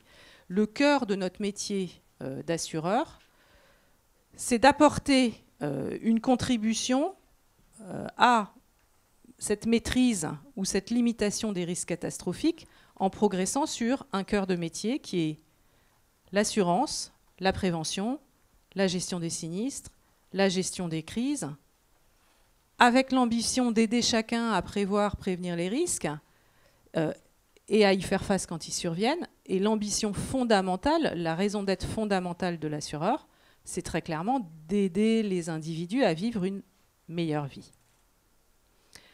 Le deuxième élément qui est clé quand on parle du rôle que l'assureur peut avoir, c'est qu'il apporte une contribution, au-delà de son métier cœur d'assureur, une contribution en tant qu'entreprise, en tant qu'acteur économique important, il apporte une contribution à la limitation, le cas échéant, des risques, en ayant des stratégies d'investissement ou de prévention.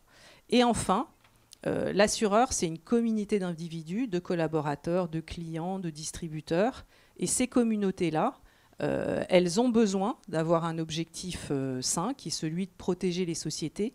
Et elles ont un rôle de diffusion de ce type de pratique en travers de nos sociétés. Donc le premier rôle, je vais y passer un petit peu plus de temps, le premier rôle de l'assureur, évidemment, c'est de comprendre les risques et leur prévention et d'informer sur les risques et sur leur prévention. Et sur ce plan-là, nos investissements, nos expertises, nos moyens technologiques sont de plus en plus performants pour comprendre, assurer et prévenir. On a des équipes massives d'experts, des souscripteurs, des ingénieurs, des actuaires. Ces équipes massives, je prends l'exemple d'AXA, voilà, on a aujourd'hui 450 ingénieurs qui font plus de 10 000 visites dans le monde, qui lisent plusieurs dizaines de milliers d'études de risque chaque année pour en tirer un avis sur des profils de risque globaux, des risques particuliers, ou pour aider les individus, les clients, les sociétés à mettre en ordre la prévention de leur risque, je ne sais pas. C'est le risque cyber, ça, hein, on avait dit. Donc, on a des moyens massifs en hommes qui travaillent à la compréhension des risques. Et la capacité de ces équipes-là, aujourd'hui, elle est augmentée par des outils et des moyens technologiques extrêmement importants.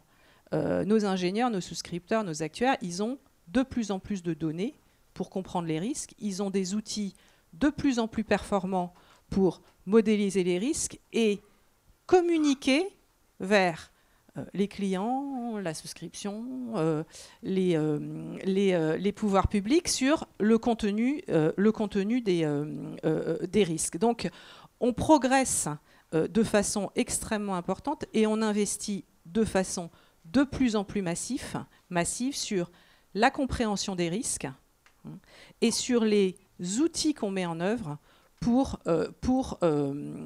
déployer ces risques. Alors, Franck me fait signe que le temps passe. Je vais essayer de faire vite. J'ai mis sur ce slide juste quelques éléments qui complètent ce que je disais. En France, aujourd'hui, on a donc une cinquantaine d'ingénieurs qui travaillent sur les risques de catastrophes naturelles, par exemple. On travaille avec plus de 70 cartes de péril. Ces 70 cartes de péril, on les a construites parce qu'on a dans nos datas 1,8 million de sites sinistrés par des CAT en France en 10 ans. Voilà. C'est nos datas, ça. Et ces éléments-là, c'est évident qu'il y a plusieurs années, on ne les avait pas avant. Et surtout, les aurions-nous eu, on n'aurait pas été capable de modéliser et d'utiliser les données qui ressortaient de ces éléments.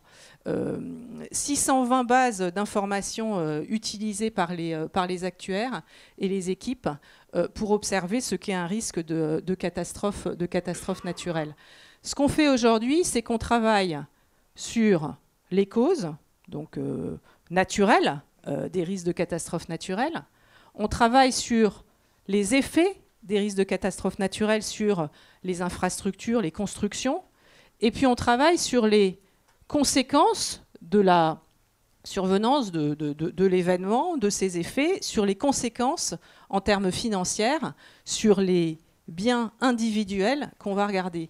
Quand on progresse technologiquement et en termes de data sur chacun de ces piliers, on change radicalement la capacité qu'on a à être extrêmement précis sur la prévision des risques, sur leur impact et sur les mesures à mettre en place pour les prévenir et sur l'impact financier des mesures qu'on peut mettre en place pour les prévenir.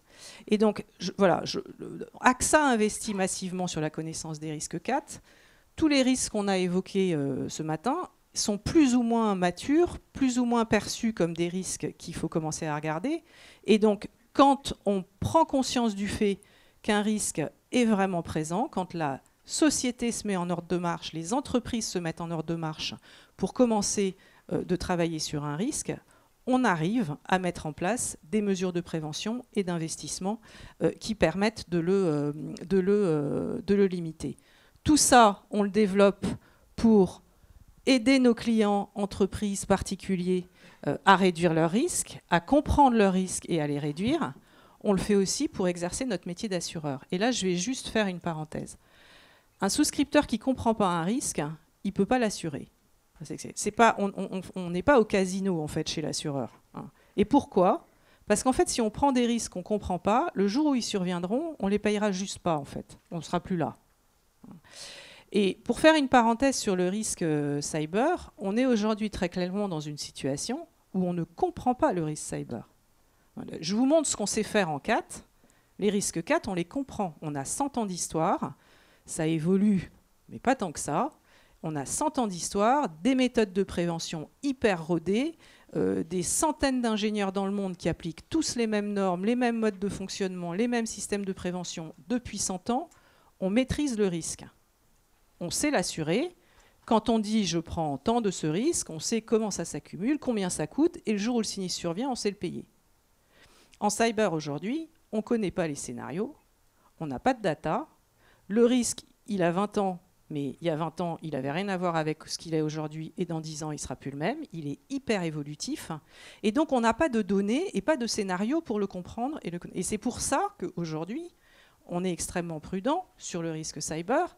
Et si on ne l'est pas, je ne suis pas sûre qu'on sera là pour payer le risque cyber ou de blackout quand il surviendra tel que décrit par Franck. Par contre, ce qui se passe, c'est que dans le domaine du cyber aujourd'hui, les assureurs sont en train d'investir massivement, mais massivement, en dizaines de millions d'euros. Et vous entendez tous les jours des partenariats passer par AXA, Allianz ou autres avec des fintechs pour essayer de se mettre à collecter de la data, travailler sur les modèles et les scénarios et travailler sur la mise en place de mesures de résilience face à ces risques cyber. Donc c'est embryonnaire, on en est au tout début de cette démarche. Voilà, moi, ma conviction, mais parce que ma nature est d'être optimiste, c'est qu'on arrivera à maîtriser et à comprendre ce risque dans le temps, et les sociétés vont prendre conscience fortement de ce risque et vont se mettre à investir et à légiférer pour que ce risque soit maîtrisé. Il y a juste un problème, c'est un problème de timing, c'est que tout ça prend du temps. Et effectivement, il y a des périodes pendant lesquelles, il y a une période pendant laquelle où on est probablement extrêmement exposé, le temps que la maîtrise de ces risques soit mise en place, la communication sur ces risques intervienne, et enfin, les mesures démarrent et soient prises. Donc nos évolutions et nos progrès dans la capacité à prévoir en intensité, en fréquence, ils sont majeurs. L'impact de ces travaux et des activités des assureurs est aussi majeur sur l'environnement et sur le risque que nous avons autour de nous. On avance dans ce sens avec les clients entreprises, avec les pouvoirs publics, qui développent eux-mêmes des équipes de risk management extrêmement expertes et qui travaillent sur la communication. Moi, je suis convaincue qu'avec des démarches d'analyse, de communication, de prévention, on contribue ensemble, notre communauté d'experts des assurances contribue à objectiver la réalité et l'importance des risques et à faire disparaître les risques, à faire disparaître les causes de risques. Je vais m'arrêter là. Merci Corinne. Voilà, donc vous avez vu que dans ce contexte, en fait, on peut avoir des points de vue très très différents entre ceux d'Arthur, ceux de Corinne, les miens, les vôtres. Chacun est amené à se forger une idée et cette idée peut évoluer dans le temps également. Il nous reste quelques minutes avant de conclure très brièvement. Je voulais savoir si certains d'entre vous voulaient poser une question, voulaient réagir. Voilà. Alors, je ne sais pas si on peut passer un micro. Ils sont partis, non ?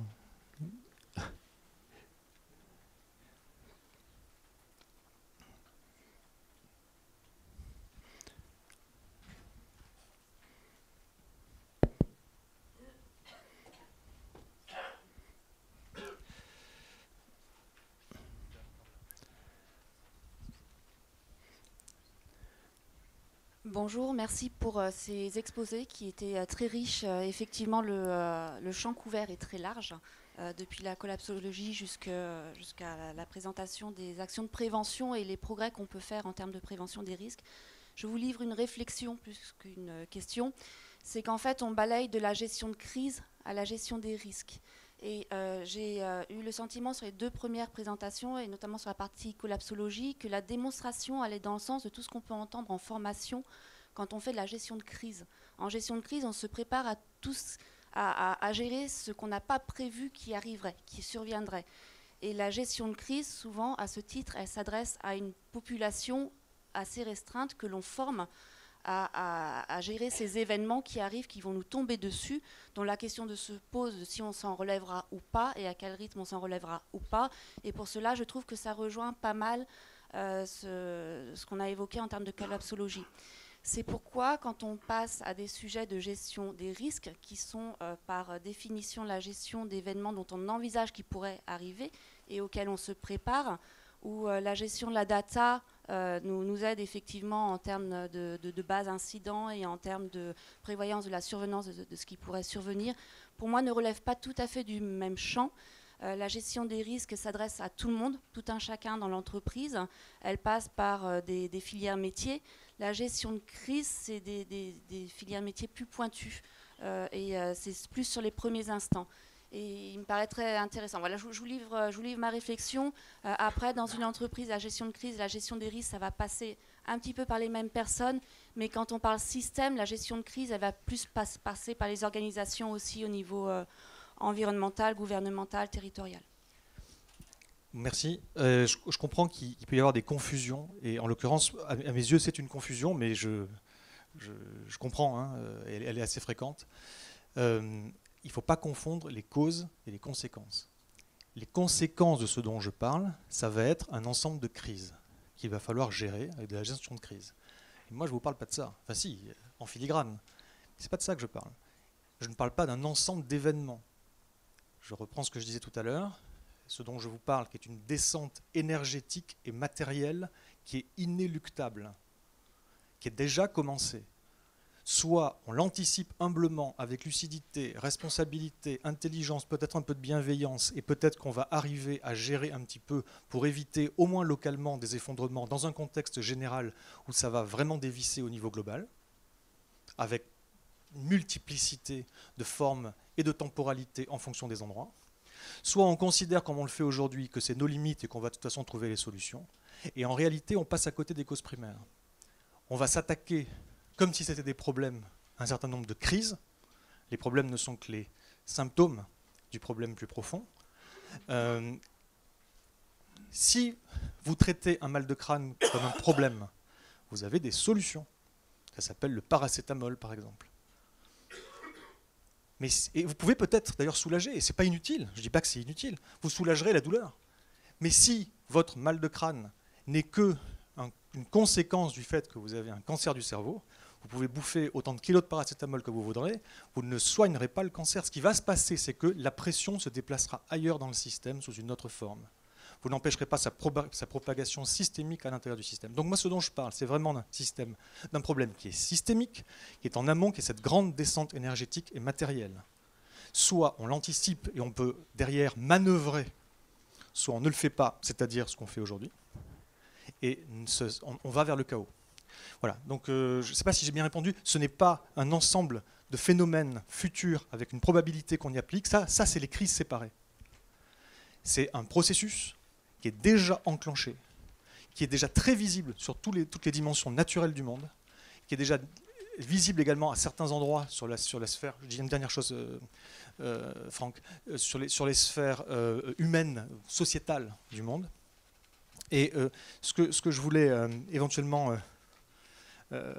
rajouter à ce stade aussi, c'est que lorsque on regarde un petit peu toutes les crises, ce n'est pas juste des éléments séparés. Ce sont des événements qui sont connectés les uns aux autres. Le problème que l'on a est un problème de diagnostic, et avant et après. Parce qu'en fait, chaque crise prenant...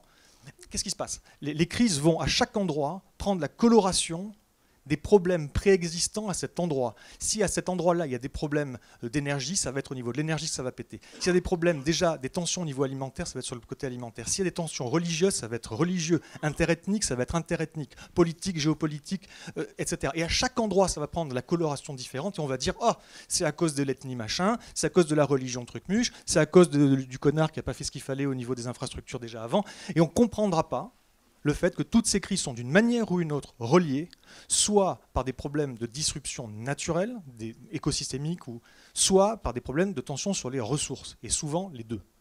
Et ça, c'est une cause primaire qu'on n'attaque pas tant qu'on reste dans un paradigme qui consiste à croître, croître, croître, quoi qu'il en coûte. Nous ne ferons que empirer les choses. Moi, c'est une question pour Corinne. Merci beaucoup pour tous ces exposés. En tant qu'assureur, est-ce que les assureurs n'ont pas à un moment donné le pouvoir et la responsabilité de dire ce monde n'est plus assurable tel qu'il est en train d'être aujourd'hui, parce qu'on voit que l'effondrement est déjà, il y a déjà des prémices. Et donc, il faut tirer la sonnette d'alarme pour permettre d'accélérer le timing dont vous parlez, permettre cette prise de conscience et derrière d'aller vers des solutions.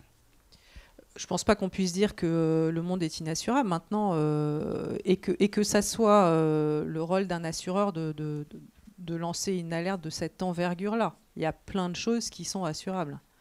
Il y en a qui sont aujourd'hui plus compliquées à assurer parce que les risques ne sont pas maîtrisés. Mais je ne peux pas aller voir un individu qui prend sa voiture le matin en lui disant « je ne peux plus t'assurer ».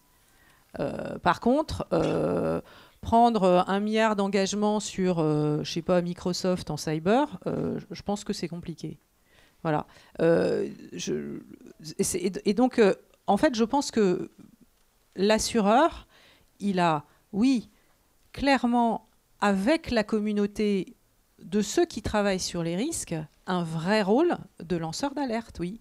Mais c'est ce que j'ai expliqué, pas sur des scénarios scientifiques. Parce que les risques, scientifiquement, on sait les établir. Et donc, quand ils sont établis, oui, on a un vrai rôle, je suis absolument d'accord, on a un vrai rôle de travail pour alerter la société, la mettre lui faire prendre conscience de l'existence de ce risque. Et ça, c'est le préalable à tout investissement dans la limitation de risque, dans la modification dont on travaille, dont nos industries sont faites, etc. Et encore, l'exemple de l'amiante, il est excellent pour ça. Pendant des années, on a utilisé l'amiante dans tous les matériaux de construction, toutes les méthodes de construction en France et dans le monde occidental. Les premiers lanceurs d'alerte dans les entreprises qui voyaient les types qui vivaient 5 ans, en fait, dès qu'ils étaient confrontés au problème de l'amiante dans les mines, etc., les premiers qui ont dit hey, « c'est dangereux », ils étaient muselés. La société n'était pas prête à faire attention à cette classe d'ouvriers qui étaient victimes de cette problématique d'accident professionnel. Puis petit à petit, les choses ont évolué et on a considéré que le risque de maladie professionnelle était un risque majeur, intolérable pour la société. Et du coup, on a légiféré pour interdire l'amiante, donc destruction d'un pan d'industrie complet, hein, et on a investi massivement pour retirer l'amiante partout. Et ces mouvements-là, c'est des mouvements dans lesquels je suis convaincue que la communauté de ceux qui travaillent sur les risques ont un rôle clé à jouer. Voilà. Mais la communauté de tous les risques, c'est frustrant en fait. Je pense aujourd'hui d'être risk manager dans une entreprise. Par certains aspects, vous avez connaissance de risques et de problématiques.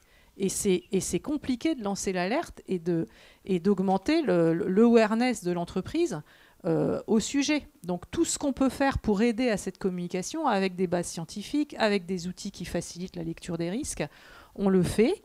Et moi, je suis convaincue que sur la durée et sur la globalité des risques dont on parle, on progresse. Et ça permet de progresser. Et c'est comme ça que les risques sont pris en compte et qu'on commence à les gérer et à les limiter. J'ai parlé à votre place, en fait, Franck.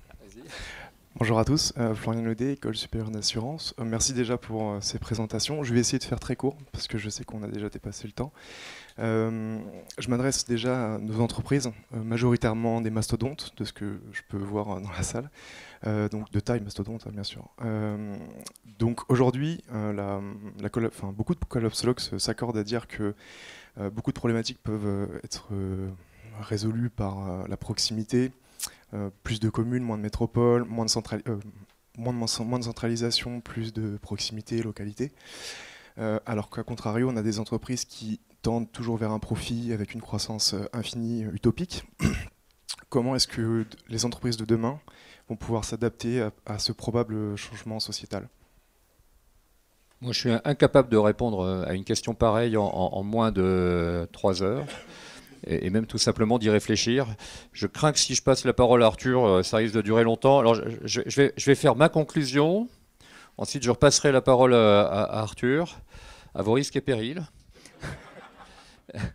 Non, en conclusion, vraiment, je voulais vous remercier, Arthur et Corinne. On voit bien que on est sur un univers extrêmement compliqué. Chacun, plus ou moins, est d'accord avec le constat. Et c'est très, très dur, en effet, d'en tirer des conclusions, d'imaginer comment on va projeter tout ça. 2100, 2030, tout ça, c'est vraiment compliqué. Je dois vous dire, comme risk manager, je ne me sens pas frustré, parce que je suis dans une entreprise où ces discours-là sont audibles. Ils ne le sont pas forcément partout. Voilà. Je voulais également vous dire que on a beaucoup apprécié le travail ensemble. Ça ne s'est pas forcément ressenti. On a beaucoup discuté pendant de nombreuses heures pour préparer ça. Et même si en effet on avait une séquence assez avec des étapes très distinctes, en tout cas le sujet est inépuisable. Et il y a plein de niches, plein de courants, etc. Il évolue. Je vous ai dit que la biodiversité des collapsologues croissait tous les jours. J'ai le projet avec l'AMRAE de créer, alors je ne sais pas si ce sera une commission, un groupe ou je ne sais pas quoi, sur ce sujet-là. L'effondrement, la crise, on verra. Donc c'est un sujet qu'on va continuer à approfondir parce qu'évidemment il est infini. Voilà. Donc maintenant je passe la parole à Arthur qui va vous passer un message dont je ne me sens pas responsable du tout.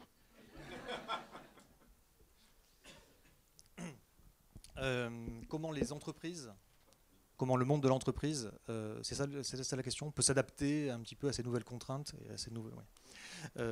C'est pas une question seulement d'entreprise évidemment, il faut que toute la société se réveille.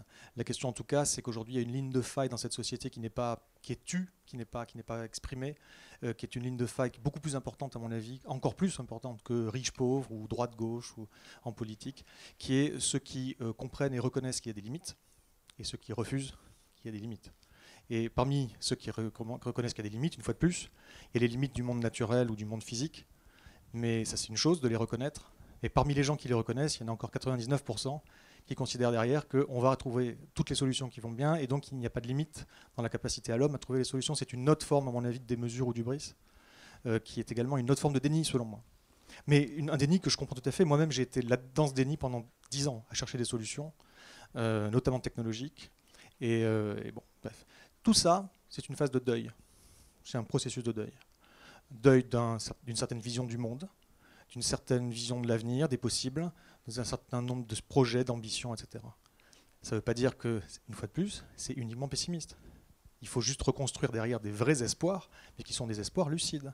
Ça se travaille, les espoirs lucides, et pas juste les espoirs faciles, auquel il faut s'accrocher. Bon. Et donc là, effectivement, il y a un shift, il y a un basculement mental et culturel à faire un peu partout.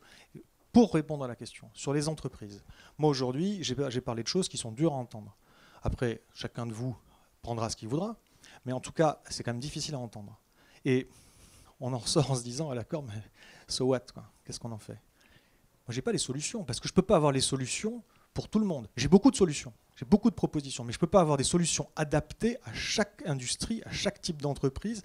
Je travaille avec des collectivités locales, avec des collectifs citoyens, avec des chercheurs. Je ne peux pas avoir... Bon. Par contre, effectivement, j'ai une espèce de boîte à outils où j'ai énormément de solutions possibles, mais reste encore à faire un travail spécifique pour chaque industrie, chaque modèle, etc. Il faut repenser les business models de toute façon.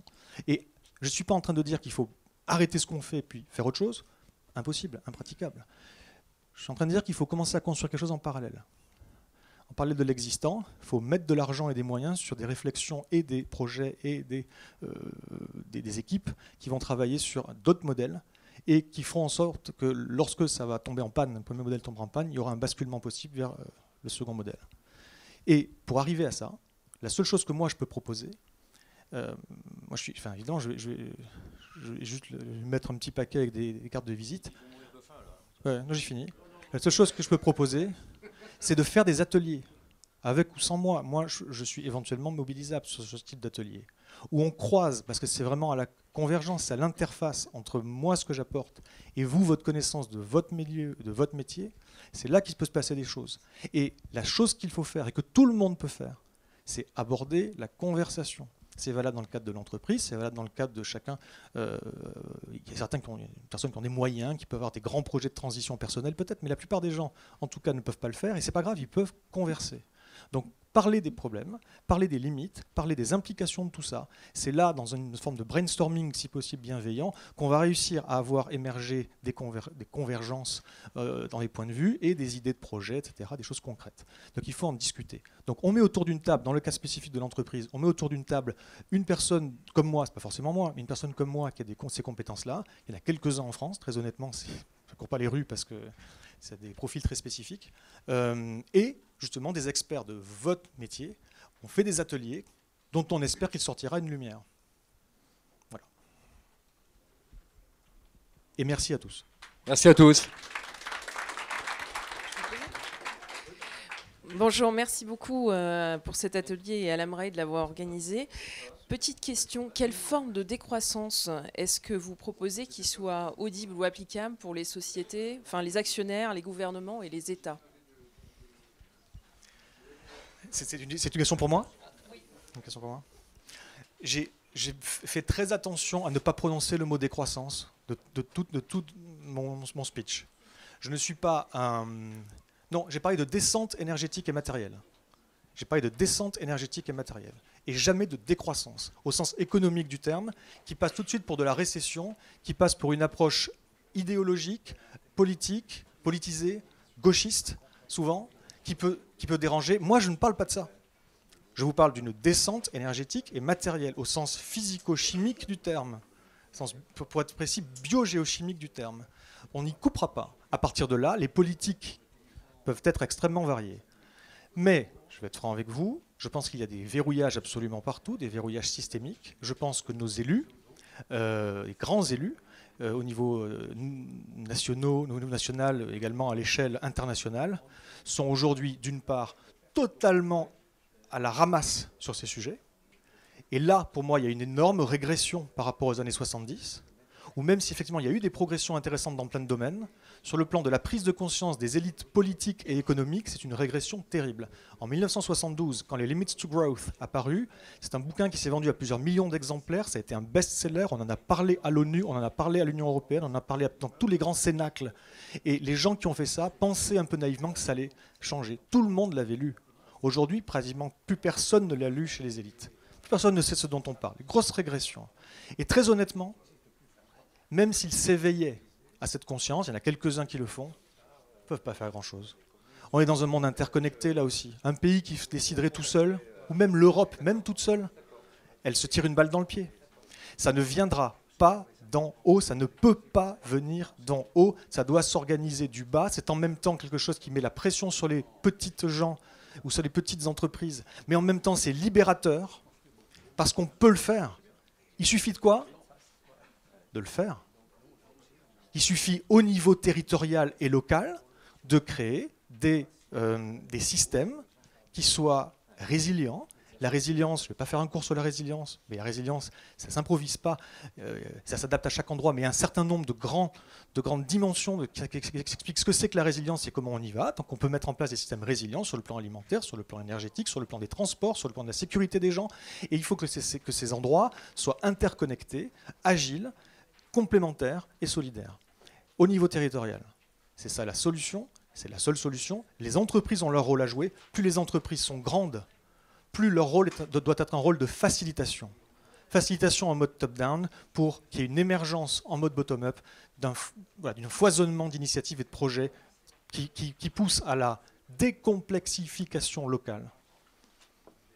Et les technologies ont un rôle à jouer si elles ne complexifient pas. Il faut aller plus vers de l'autonomie territoriale et moins vers de l'hétéronomie. Aujourd'hui, notre monde est hétéronome, c'est-à-dire qu'il dépend de macro-systèmes techniques dont on ne maîtrise rien. Voilà, donc il faut sortir de ça, et ça se joue à notre niveau.